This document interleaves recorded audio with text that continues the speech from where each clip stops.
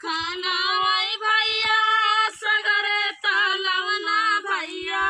बपई खाना वही ऊंचा घाट चुनरिया रंग चिर कनिया भरना गई पकड़ी चिरिया भैया एक ही खाना भैया भोले चुनरिया रंग चिर पनिया भरने गई पतरी तीरिया भैया लवा बोलिया बोलई चुनरिया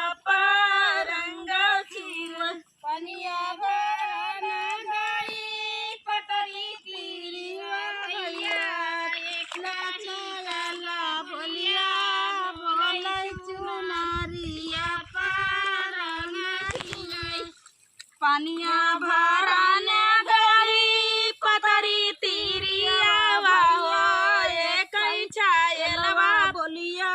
बोलई चुनरिया रंग फिर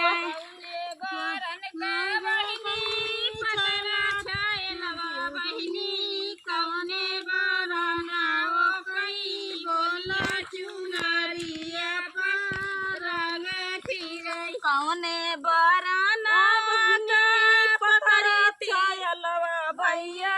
कौने बरना ओ कई बोला चुनरिया रंग फिर कौने बरना बहिनी बहिनी कौने बरना ओ कई बोला चुनरिया रंग फिर कौने बरना बहिनी पतरा छायलवा बहिनी कौने बरना वो कई बोलिया चुनरिया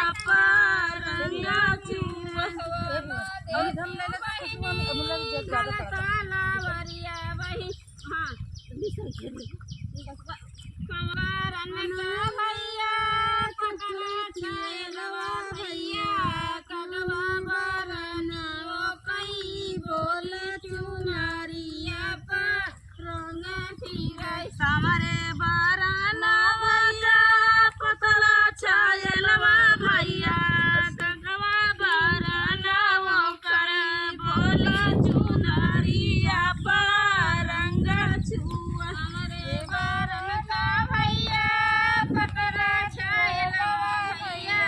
गंगवा बरना वो कई बोला चुनरिया रंग पतले बरन का भैया पतला छायलवा भैया गंगवा बरना वो करे बोले चुनरिया रंग छुआ देती बहिनी ढलतलावरिया बहिनी छैला बरना जबै चुनरिया रंग खीरई हथवा में देती बहिनी ढलतलावरिया बहिनी छैला मरना जबै चुनरिया रंग छुआ मारे भैया